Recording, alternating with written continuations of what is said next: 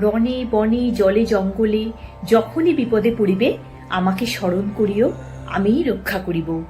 যোগী পুরুষ বাবা লোকনাথের অমোঘ বাণী। নিজের অমোঘ বাণীর মাধ্যমে সকলকে সহজে ও সুখে জীবনযাপন করার পথ দেখিয়েছেন বাবা লোকনাথ। জানা যায় 1137 বঙ্গাব্দে 18ই ভাদ্র জন্মাষ্টমী তিথিতেই অবিভক্ত 24 পরগনা জেলার অধুনা উত্তর 24 পরগনা জেলার বারাসাত মহকুমার বসিরহাট শহর থেকে প্রায় 12 কিলোমিটার দূরে কচুয়া গ্রামে এক ব্রাহ্মণ পরিবারে জন্মগ্রহণ করেছিলেন। পিতা রামনারায়ণ ঘোষাল ও মাতা কমলা দেবীর চতুর্থ সন্তান ছিলেন বাবা লোকনাথ। চলুন আজ আমার সাথে আপনারাও কচুয়া ধাম ও চাকলা ধাম ঘুরে দেখবেন। রবিবারের দুপুর হঠাৎ কর্তাগিন্নি বেরিয়ে পড়েছি লোকনাথ বাবার মন্দিরে পুজো দিতে। প্রথমে আমরা যাচ্ছি কচুয়া ধামে। বেহালা থেকে কচুয়া ধাম প্রায় 67 কিলোমিটার রাস্তা, গাড়িতেই যাচ্ছি। বেহালা থেকে ইকো পার্ক 24 কিলোমিটার। ইকো পার্ককে বাঁদিকে ফেলে রেখে খড়িবাড়ি রোড ধরে আরো প্রায় 9 কিলোমিটার রাস্তা গেলে পড়বে কাঁচকল মোড়। সেখান থেকে ডান দিকে ঘুরে টাকি রোড। টাকি রোডে সোজা কচুয়া মোড়। সড়কনগর অবধি প্রায় 33 কিলোমিটার। কচুয়া মোড় থেকে ডান দিকে ঘুরে কচুয়া কাকড়া রোড হয়ে আরো 1 কিলোমিটার মতো গেলে পড়বে কচুয়া ধাম। এখানে একটা গেট করা আছে। এখনো গ্রাম হলেও আগের থেকে অনেকটাই পরিবর্তন হয়েছে, পাকা রাস্তাও হয়ে গেছে। এই রাস্তায় টোটো চলে। আপনারা যারা ট্রেনে চড়ে আসবেন তারা স্টেশন থেকে বাকি পথ টোটোয় করে যেতে পারবেন। এই শেষের 1 কিলোমিটার রাস্তায় পড়বে প্রসিদ্ধ কাকড়া দ্বাদশ কালী মন্দির। যদিও সময়ের অভাবে আমরা যেতে পারিনি। যেহেতু রবিবার তাই রাস্তাটা বেশ ফাঁকাই পেয়েছি। রাস্তা জুড়ে রয়েছে সবুজের সমারোহ। জানেন, আমি যখন ক্লাস 6-এ পড়ি তখন প্রথম লোকনাথ বাবার সম্বন্ধে জানতে পারি। আমার বাবার এক বন্ধুর দেশের বাড়ি এই কচুয়া গ্রামে, লোকনাথ বাবার আশ্রমের কাছেই। আমার বাবা প্রথম এখানে আসেন আর আমার জন্য এখান থেকেই একটা ছোট্ট লোকনাথ বাবার ফটো নিয়ে যান। কেন জানি না, ওই ছোট বয়সেই আমি লোকনাথ বাবার ছবিখানা ঠাকুরের আসনে রেখে পুজো শুরু করি। তারপর আরো 5 বছর পরে আমি প্রথম এখানে এসেছিলাম, তখন পুরনো দিনের আশ্রম ছিল। তারপর এই এতগুলো বছর পর আবার যাচ্ছি। চাকলাধাম আগে এসেছি, এখানে আসা হয়নি। আমরা প্রায় মন্দিরের কাছাকাছি এসে গেছি। এই জায়গাটা থেকে 150 মিটার মতো যেতে হবে। আমরা মন্দিরে প্রবেশ করার যে গেট সেখানে এসে গেছি।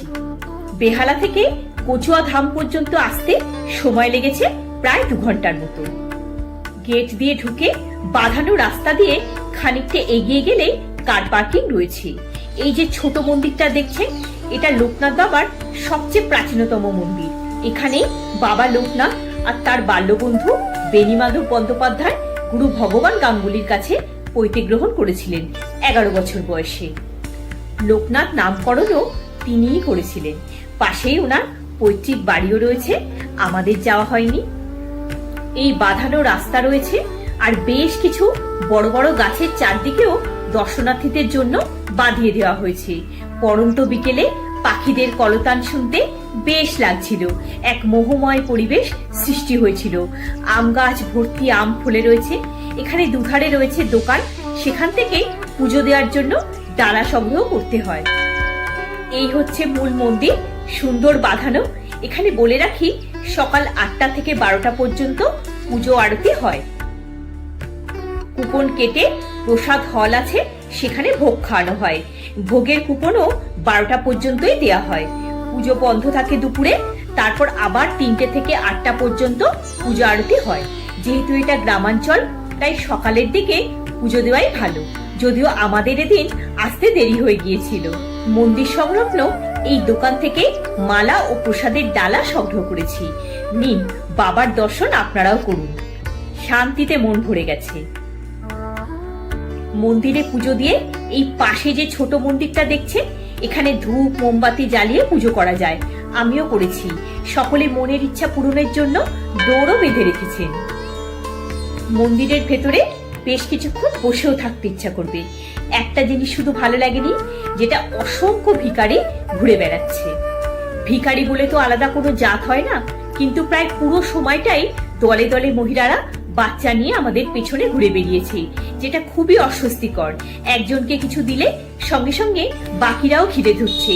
এই বিষয়টা যদি মন্দির কর্তৃপক্ষ একটু দেখেন তাহলে ভালো হয়, আর আপনারাও গেলে সতর্ক থাকবেন। এখানে ছোট ছোট স্টল রয়েছে। এই হচ্ছে দুধ পুকুর। এখানে বাবা লোকনাথ ও তার বাল্যসখা বেণীমাধব উপনয়নের পর স্নান সেরে সন্ন্যাস গ্রহণ করেছিলেন। এখানে দর্শনার্থীরাও স্নান করতে পারেন। খুবই পবিত্র স্থান, চারিদিকে সুন্দর করে বাঁধানো রয়েছে। ওই দোকানগুলোতে বাচ্চাদের খেলনা ও টুকিটাকি সামগ্রী পাওয়া যাচ্ছে। ওইদিকে তীর্থযাত্রীদের থাকার একটা ভবন নির্মাণ হচ্ছে, এখনো নির্মাণ কাজ শেষ হয়নি। একটা ছাগলছানা মাতৃদুগ্ধ পান করার জন্য ছুটে মায়ের কাছে চলে গেল। এই একটি বিষয়ে মানব শিশু বা পশু কারোর মধ্যেই কোনো তফাৎ নেই। আর একটা কথা বলি, বাবার মন্দিরে পুজো দেওয়ার জন্য যে প্রসাদ কিনেছিলাম সেখানে খাজা ও অমৃতি ছিল। সেটা অত্যন্ত নিম্নমানের, দাম অনুযায়ী আরো গুণগত মান ভালো হওয়া দরকার। এই ব্যাপারটাও যদি কর্তৃপক্ষ দেখে ভালো হয়। এইখানে প্রসাদ গ্রহণ করার হল রয়েছে। এখন সময় শেষ হয়ে গেছে, আগেই বলেছি দুপুর 12টা পর্যন্ত কুপন দেওয়া হয়। 5টা ধাপে প্রসাদ গ্রহণ করানো হয়। প্রতিটা কুপনে রঙও আলাদা। যেহেতু আমরা প্রসাদ গ্রহণ করিনি তাই বলতে পারলাম না। কচুয়া ধামে শান্তি মতো পুজো দেওয়া হয়ে গেছে। এখন সন্ধে হতে দেরি আছে, চলুন যাই। চাকলা ধাম ফেরার রাস্তাতেই পড়বে, ঘুরে আসি। কচুয়া ধাম থেকে আবার কাকড়া রোড ধরে 1 কিলোমিটার পেছনে গেলে পড়বে কচুয়া শরৎনগর মোড়।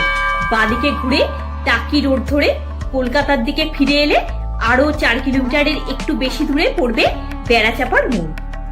সেখান থেকে ডান দিকে ঘুরলেই পড়বে পৃথিবী বেড়াচাপা রোড, যেটা দিয়ে চাকলাধাম যেতে হবে আমাদের।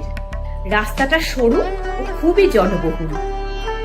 এই রাস্তাটায় ঢুকেই বাঁদিকে পড়বে বিখ্যাত চন্দ্রকেতু গড়ের ধ্বংসাবশেষ। ফটো তোলার জন্য খুব সুন্দর জায়গা, যদিও আমরা তুলিনি সময়ের অভাবে। তখন বিকেল প্রায় শেষের দিকে। আরো 4 কিলোমিটার এগিয়ে গেলেই পড়বে বন্ধু মোড়, আর ডান দিকে ঘুরে প্রায় 450 মিটারের পরেই অবস্থিত চাকলাধাম। এখানে রাস্তাও অনেকটাই ভালো। গরমকালে যেহেতু বেলা বড় তাই অসুবিধা হচ্ছে না, এখনো আলো আছে। আমরা চাকলাধামে এসে গেছি। এবার পার্কিং এ গাড়ি রেখে মন্দিরের দিকে যাব। বড় গেট রয়েছে। 2019 সালে যখন এসেছিলাম এই রকম বাঁধানো ছিল না, এখন এই অংশটা পুরোটাই বাঁধিয়ে দিয়েছে। এখানেও একটা কার পার্কিং তৈরি করে দিয়েছে। মন্দিরের প্রবেশদ্বারের বাঁদিকে রয়েছে জুতো রাখার ব্যবস্থা। এখানে জুতো রেখে মন্দিরের কমপ্লেক্সে ঢুকলাম। ভেতরটা খুবই সুন্দর, সবুজে ঘেরা। এখানেও মন্দির সংলগ্ন দোকান থেকে ডালা কিনে নিয়েছি। এবার পুজো দেব। বাবা লোকনাথের সুন্দর মূর্তি আপনারাও দর্শন করুন। ঘড়িতে তখন সন্ধে 6টা বাজে। পুজো দিয়ে একটু বসলাম। যেহেতু এখানে ভিখারির ব্যাপারটা অতটা নেই তাই খুব ভালো লাগছে। চাকলাধামে সকালে 12:30 নাগাদ পুজো হয়ে যায়, আর 1:30 নাগাদ ভোগ খাওয়ানো শুরু হয়। প্রসাদ গ্রহণের হল আছে, আগে কুপন কেটে প্রসাদ গ্রহণ করতে হয়। এখানে 2 রকমের ভোগ পাওয়া যায়। যেহেতু সন্ধে হয়ে এসেছে তাই মন্দিরের আলোগুলো প্রজ্বলিত হয়েছে। এটা হলো যজ্ঞস্থল। মন্দিরের ঠিক সামনে, মন্দিরের পাশেই রয়েছে বড় নাট মন্দির। এখানে ভগবান শিবের নানান ভঙ্গির অবয়ব রয়েছে ও 2টো বড় নন্দী মহারাজের মূর্তি রয়েছে। এছাড়াও রয়েছে লোকনাথ বাবা, তৈলঙ্গ স্বামী ও সখা বেণীমাধবের মূর্তি। নাট মন্দিরে সিঁড়িতে একটু বসে রইলাম। নাট মন্দিরের দোতলায় রয়েছে জগন্নাথ, বলরাম, সুভদ্রা, গণেশজি ও শিব পার্বতীর সুন্দর মূর্তি, সেটাও দর্শন করতে পারেন। যজ্ঞস্থলের পেছন দিকটাতে রয়েছে এই স্থান। এখানে ছোট্ট মন্দির মতো করা, সেখানে বাবা লোকনাথের মূর্তি রয়েছে, আর সামনে ধূপ আর মোমবাতি জ্বালানোর সুন্দর ব্যবস্থা রয়েছে। একটা অদ্ভুত জিনিস দেখলাম, অনেক মোমবাতি হাওয়ায় নিভে গেলেও আমি যেটা জ্বেলেছিলাম অনেকক্ষণ জ্বলেছে। ডান দিকে ওই অংশটাতে রয়েছে প্রসাদ গ্রহণের হল।